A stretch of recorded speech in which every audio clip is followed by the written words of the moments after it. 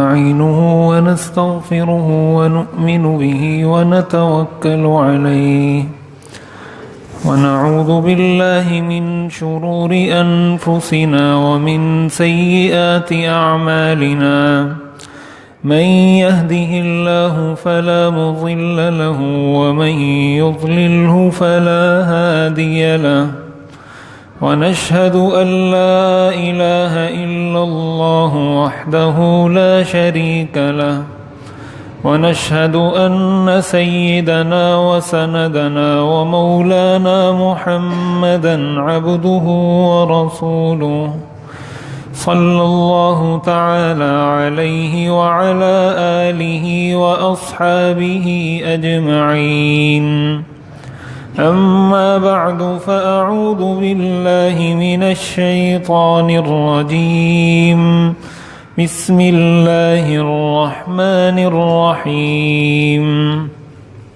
يا أيها الذين آمنوا لم تقولون ما لا تفعلون وقال النبي صلى الله عليه وسلم الحياء شعبة من الإيمان أو كما قال النبي صلى الله عليه وسلم صدق الله وصدق رسوله النبي الكريم ونحن على ذلك لمن الشاهدين والشاكرين والحمد لله رب العالمين۔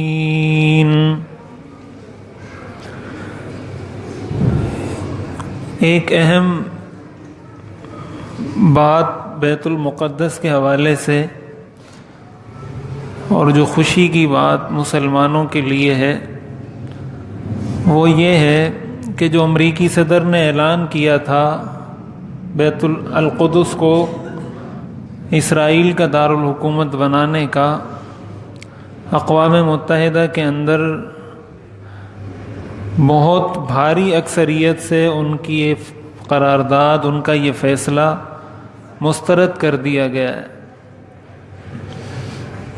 128 ووٹ اقوام متحدہ میں امریکہ کے خلاف آئے ہیں اور صرف 9 ووٹ امریکہ کے حق میں آئے ہیں، اور سلامتی کونسل میں کل 15 ووٹ تھے جن میں سے 14 ووٹ امریکہ کے خلاف آئے، ایک امریکہ کا اپنا ووٹ تھا جو اس کے حق میں اور اس کے مفاد میں تھا۔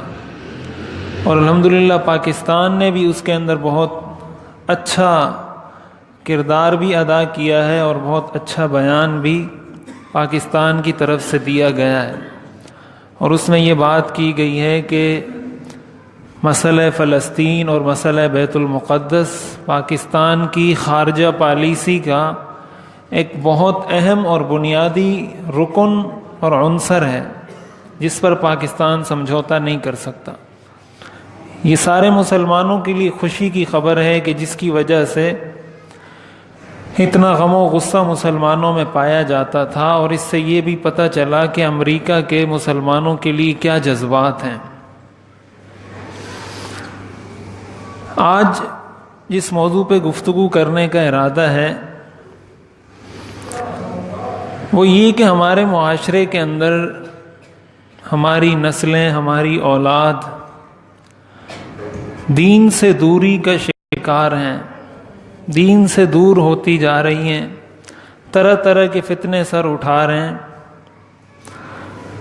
کل میں سبق پڑھا رہا تھا اپنے ہاں جامعہ میں، تو اس میں ایک بات آئی کہ جرائم کیوں بڑھتے ہیں، جرائم بڑھنے کی وجوہات کیا ہوتی ہیں کسی معاشرے میں۔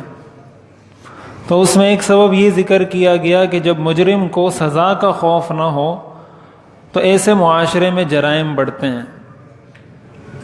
جب مجرم کو پتہ ہو کہ مجھے سزا ملے گی، میں چوری کروں گا تو میرا ہاتھ کاٹ دیا جائے گا، مجھے سزا دی جائے گی، میں کسی کو نقصان پہنچاؤں گا تو مجھ سے بدلہ لیا جائے گا، میں کسی کو قتل کروں گا تو مجھ سے قصاص لیا جائے گا، ایسے معاشرے میں جرائم خود بخود ختم ہو جاتے ہیں۔ اور جرائم کے اضافے کی ایک دوسری اہم وجہ جو ذکر کی گئی وہ میڈیا کو ذکر کیا گیا کہ میڈیا وہ چیز ہے، وہ ذریعہ ہے جس سے ذریعے سے جرائم کی حوصلہ افزائی ہوتی ہے۔ بظاہر تو میڈیا ہمیں یہ نظر آتا ہے کہ وہ جرائم کی حوصلہ شکنی کر رہا ہے، لیکن حقیقت میں بہت ساری چیزیں ایسی داخل ہو چکی ہیں جن سے جرائم بڑھ رہے ہیں، کم نہیں ہو رہے ہیں۔ مثال کے طور پر ہمارے ہاں جس طریقے سے نوجوان فلمیں دیکھتے ہیں، انڈین فلمیں دیکھتے ہیں، جس طرح یہ رواج ہمارے معاشرے میں ہمارے نوجوانوں میں عام ہو گیا ہے، تو اس کے اندر اس کا حاصل وصول، اس کا خلاصہ کیا ہوتا ہے؟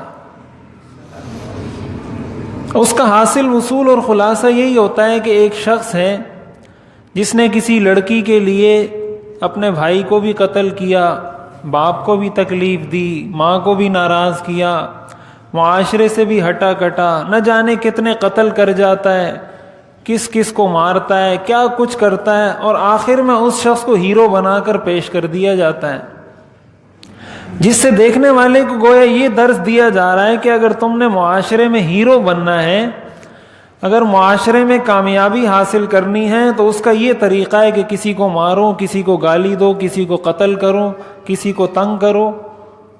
یہ اس سے ایک میسج اور ایک پیغام عملی طور پر یہ دیا جا رہا ہے، اور ظاہر ہے یہ ساری چیزیں انسان کے لاشعوری طور پر انسان کے اندر یہ ساری چیزیں فیڈ ہوتی چلی جاتی ہیں، یہ اس کے ذہن میں محفوظ ہوتی چلی جاتی ہیں، جس کا اثر پھر عملی زندگی میں نظر آتا ہے۔ ہمارے ہاں جس طرح بچوں کو کارٹون دکھائے جاتے ہیں، آج کل والدین بچوں کی تربیت نہیں کرتے، کارٹون بچوں کی تربیت کرتے ہیں، ٹی وی کی اسکرین بچوں کی تربیت کرتی ہے، موبائل کی اسکرین بچوں کی تربیت کرتی ہے، اور ہمارے والدین بڑے خوش ہوتے ہیں کہ میرے بچے کو پورا موبائل چلانا آتا ہے، بڑی خوشی کا اظہار کرتے ہیں کہ اتنا چھوٹا ہے لیکن پورا موبائل چلا لیتا ہے، انٹرنیٹ بھی کھول لیتا ہے، گیم بھی کھیل لیتا ہے، یوٹیوب بھی کھول لیتا ہے، فیس بک بھی چلا لیتا ہے، بڑی خوشی کا اظہار کرتے ہیں۔ یہ خوشی کی بات نہیں ہے۔ آپ نے جب اس کو اتنا ایکسس دے دیا، ساری چیزیں اس کے حوالے کر دیں، اور اتنی دنیا جہان کی دلچسپی کی اس کی چیزیں اس کو اس میں نظر آ رہی ہیں، وہ بے وقوف ہے کہ پھر آپ کی بات سنے گا؟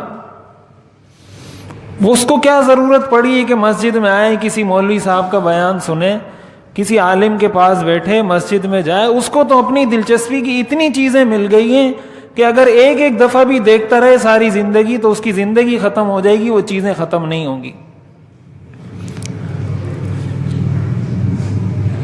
ایک ریسرچ میں نے پڑھی تھی کچھ عرصہ پہلے کہ یوٹیوب کے اوپر،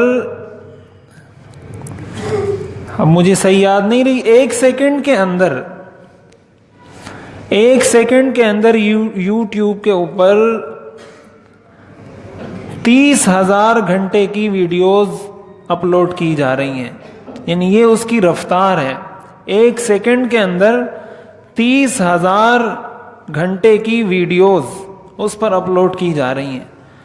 تو اس سے آپ اندازہ لگائیں کہ کتنا ڈیٹا اس میں جمع ہو گیا ہوگا، کتنی ویڈیوز اس کے اندر جمع ہو گئی۔ اس کے اندر اچھی بھی ہیں، بری بھی ہیں، معلوماتی بھی ہیں، سائنسی بھی ہیں، ہر طرح کی ہیں۔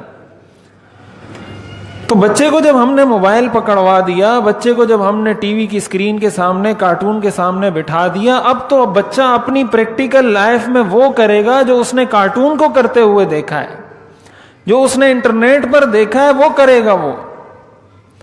چنانچہ یہی بچوں کو سکھایا جاتا ہے۔ کارٹون میں کیا ہوتا ہے؟ جو سب سے زیادہ شرارتی ہوگا، جو سب سے زیادہ لوگوں کو تنگ کرے گا، وہی ہیرو بن جائے گا۔ تو یہی تو وہ چیزیں ہیں جس کی وجہ سے جرائم کی شرح بڑھتی ہے، جس کی وجہ سے بچے شرارتی ہوتے ہیں، جس کی وجہ سے معاشرے کے لیے بچے خطرناک ثابت ہوتے ہیں۔ اور یہ ساری وہ چیزیں ہیں جس سے اب انگریز تنگ آ چکے ہیں۔ برطانیہ کے اندر ہر سال بہت سارے بچوں کا، چھوٹی عمر کے بچوں کا اخراج اس لیے کر دیا جاتا ہے، ان کو اسکول سے نکال دیا جاتا ہے کہ یہ ساری وہ حرکتیں کر رہے ہیں جو انہوں نے فلموں میں دیکھی ہیں, جو انہوں نے کارٹونوں میں دیکھی ہیں, بچوں نے وہ کام شروع کر دیے ہیں. اس وجہ سے ہر سال کئی بچوں کو اسکول سے نکال دیا جاتا ہے کہ اسکول کا ماحول خراب نہ ہو. برطانیہ کی بات کر رہا ہوں, وہ اپنے اس معاشرے سے تنگ آ چکے ہیں. وہ اب چاہ رہے ہیں کہ ہم دوبارہ کسی ایسے معاشرے کی طرف لوٹیں, کسی ایسی زندگی کی طرف لوٹیں کہ ہمارے بچوں کی صحیح تربیت ہو, لیکن اب انہیں راستہ سمجھ نہیں آ رہا. اور ہم ان کے آزمائے ہوئے سارے ناکام طریقے ان کی تقلید میں ان سے متاثر ہو کر ابھی اپنا رہے ہیں. جن چیزوں کو وہ آزما کر ناکامی کا منہ دیکھ چکے ہیں, ہم اس میں کامیابی کا تصور کر کے اب ان کو آزما رہے ہیں کہ ہو سکتا ہے ہمیں اس سے کامیابی مل جائے. اور پھر اس کے اندر ایک اہم بات تو یہ کہ جس طریقے سے بے حیائی, فحاشی ہمارے میڈیا کا حصہ بن چکا ہے. یعنی ایک سادہ سے سادہ اشتہار بغیر عورت کی تصویر کے مکمل نہیں ہوتا ہمارے ہاں. ایک سادہ سا اشتہار جس کو آپ یہ کہیں آج کے معاشرے کی زبان میں کہ اس میں تو بے حیائی ہے ہی نہیں, وہ اشتہار بھی بغیر عورت کی تصویر کے مکمل نہیں ہوتا. ہمارے ہاں آپ دیکھ لیں, جب گرمیوں کے دن آتے ہیں تو جو کپڑوں کی کمپنیاں ہیں مختلف, وہ جو سائن بورڈز پہ اپنے اشتہارات لگاتی ہیں جو کمپنیاں, آپ دیکھیں کس طرح کے اشتہارات ہوتے ہیں کہ انسان اگر اپنی فیملی کے ساتھ جا رہا ہو, اپنی والدہ کے ساتھ جا رہا ہو, گھر والوں کے ساتھ جا رہا ہو, تو اس اشتہار کو دیکھ نہیں سکتا. اس طرح کے اشتہارات ہمارے سائن بورڈز پہ لگے ہوتے ہیں اور وہ ہمارے بچے اس کو دیکھ رہے ہیں.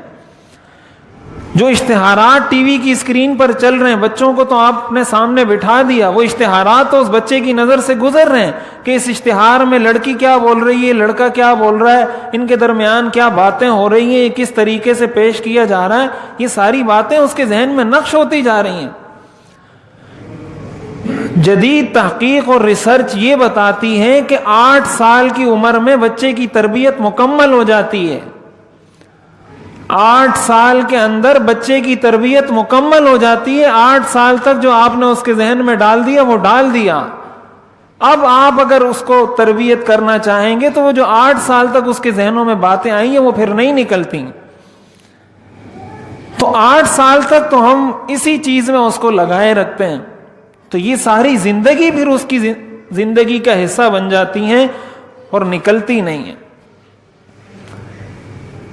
تو اس طریقے سے ہمارے بچے, ہمارے نوجوان ان چیزوں میں مبتلا ہو چکے ہیں, جس کی وجہ سے ہم اپنے حقیقی میدان میں کمزور پڑ چکے ہیں. اپنے کاموں میں ہمارا دل نہیں لگتا. کوئی تعلیمی میدان میں تو اس کا پڑھائی میں دل نہیں لگ رہا, کوئی ملازمت کر رہا ہے تو اس کا ملازمت میں دل نہیں لگ رہا. جو جس فیلڈ میں وہ اپنے اس کام کو صحیح طریقے سے انجام نہیں دے پا رہا. گانوں کے اندر ہم مصروف ہو گئے. علامہ ابن خلدون رحمہ اللہ نے لکھا ہے کہ مسلمانوں کو جب بھی زوال آیا ہے, جب بھی مسلمان قوم شکست مسلمانوں نے کھائی ہے, اس کی بنیادی وجہ یہ تھی کہ مسلمان نوجوانوں کو لہو و لعب میں مبتلا کر دیا گیا, ناچ گانے میں مبتلا کر دیا.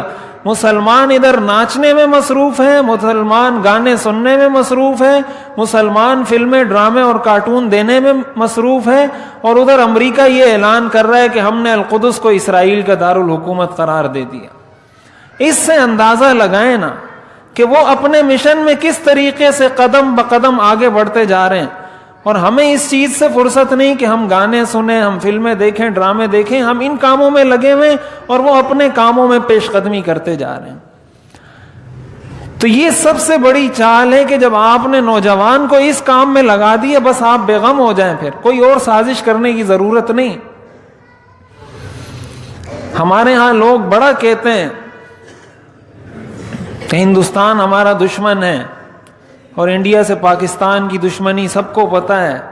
اور جب پاکستان انڈیا کا میچ ہوتا ہے تو ہمارے ہاں کرفیو لگ جاتا ہے, کوئی گھر سے نہیں نکلتا, روڈ سنسان ہو جاتے ہیں, کیوں؟ پاکستان اور انڈیا کا میچ ہے، انڈیا پاکستان کا سب سے بڑا دشمن ہے، لہذا پاکستان نے جیتنا ہے، اور اگر پاکستان ہار جائے تو پھر ہمارا غم و غصہ دیکھنے والا ہوتا ہے۔ پاکستان کیوں ہارا؟ تو کوئی کھلاڑی کو انڈے مارے گا، تو کوئی ٹماٹر مارے گا، تو کوئی کیا کرے گا، تو کوئی گالیاں دے گا، کوئی کہے گا یہ ایسا ہے، کوئی کہے گا یہ ویسا ہے۔ کیوں؟ اس لیے کہ ہم انڈیا سے اپنی دشمنی کا اظہار کر رہے ہیں۔ لیکن کتنے میرے نوجوان ایسے بھائی ہیں جنہوں نے کبھی انڈین گانا اس لیے چھوڑا ہو کہ انڈیا ہمارا دشمن ہے، اس لیے آج سے میں انڈیا کے گانے نہیں سنوں گا۔ بزنس تو آپ ان کو فراہم کر رہے ہیں، فلمیں ان کی آپ دیکھ رہے ہیں، ریٹنگ تو آپ ان کو فراہم کر رہے ہیں، ان کی فلمیں دیکھ کے، ان کے گانے سن کے، اسی ریٹنگ سے تو وہ پیسے کماتے ہیں، اور اسی پیسے سے تو پھر آپ کو نقصان پہنچاتے ہیں۔ یہ کبھی کوئی نوجوان نہیں چھوڑے گا۔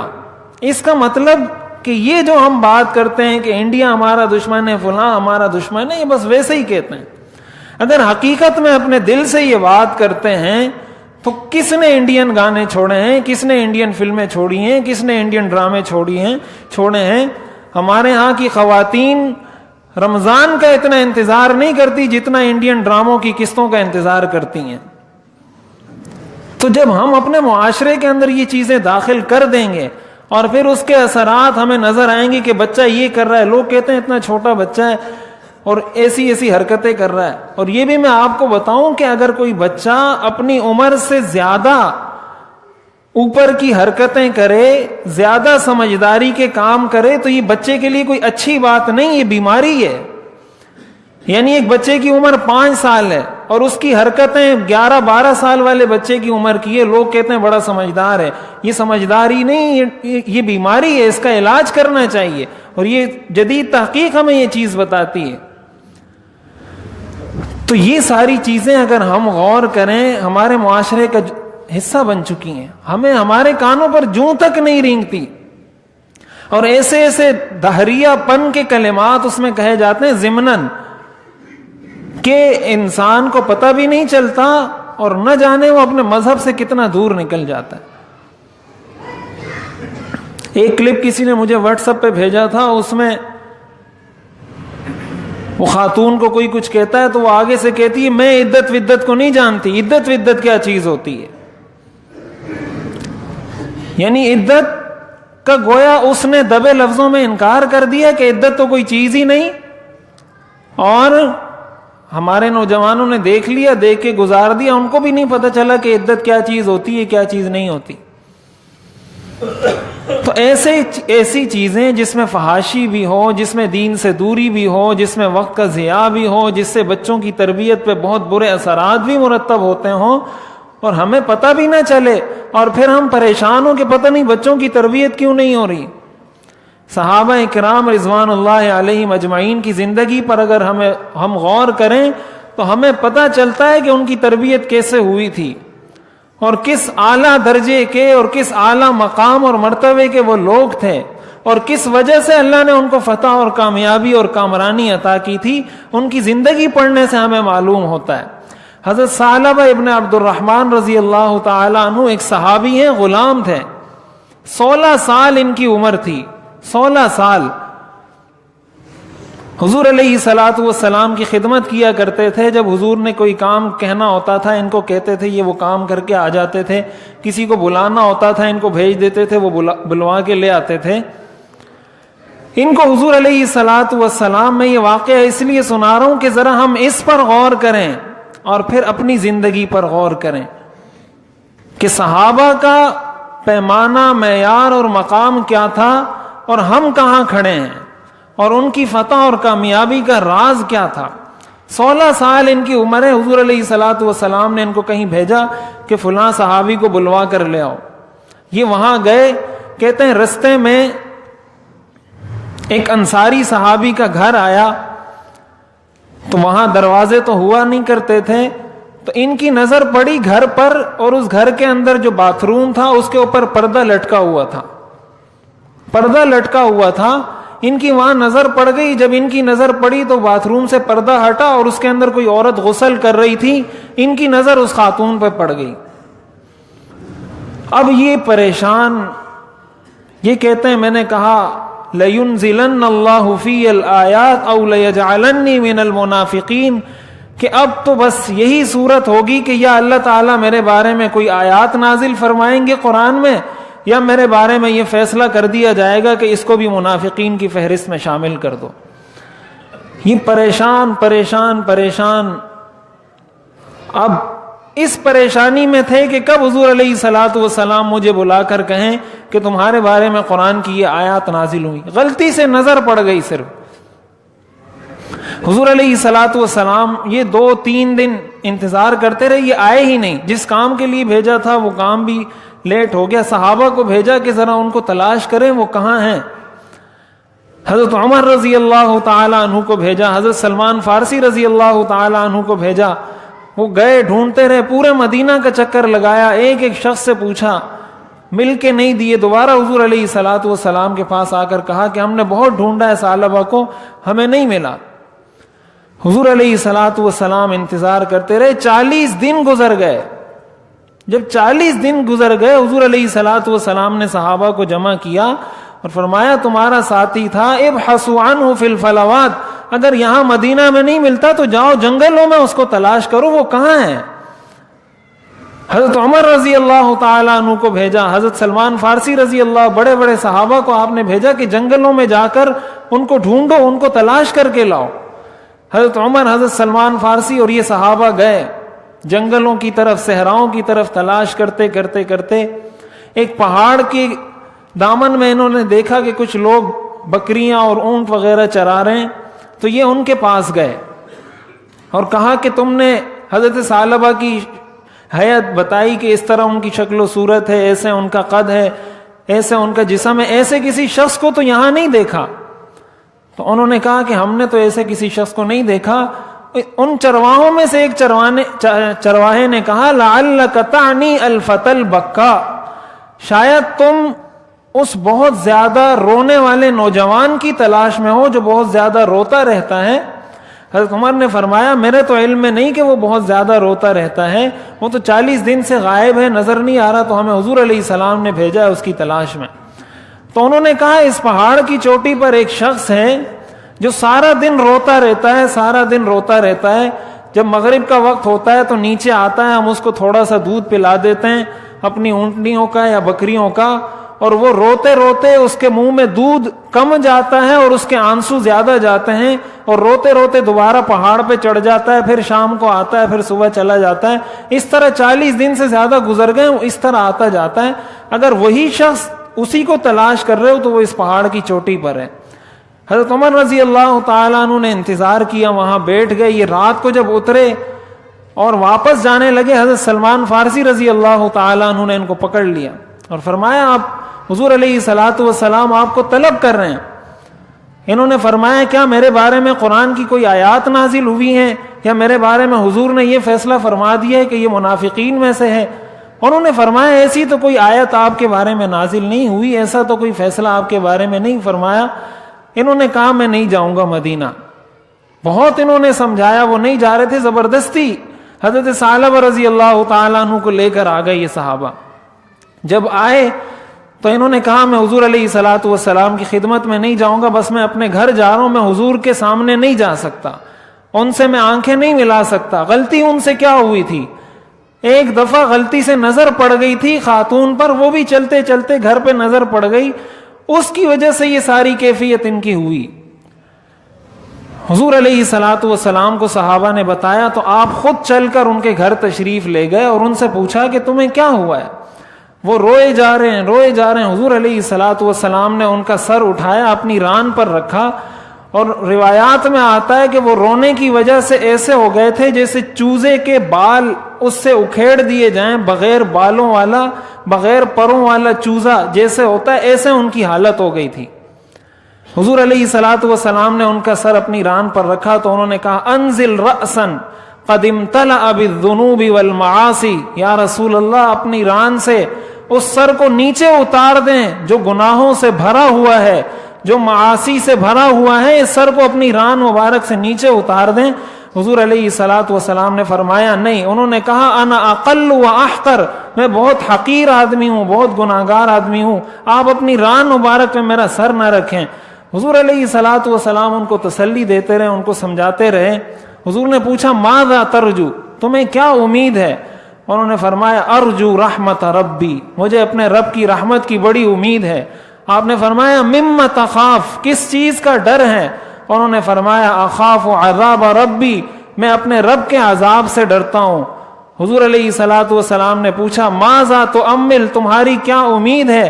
انہوں نے کہا اؤمل مغفرت اللہ, مجھے اللہ کی مغفرت اور اللہ کی بخشش کی امید ہے.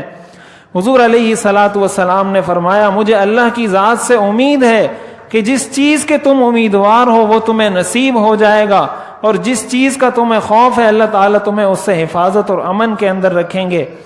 اس پر انہوں نے فرمایا کہ یا رسول اللہ مجھے اپنے جسم میں یوں محسوس ہو رہا ہے جیسے میرے جلد اور میرے جسم کے درمیان چینٹیاں چل رہی ہوں.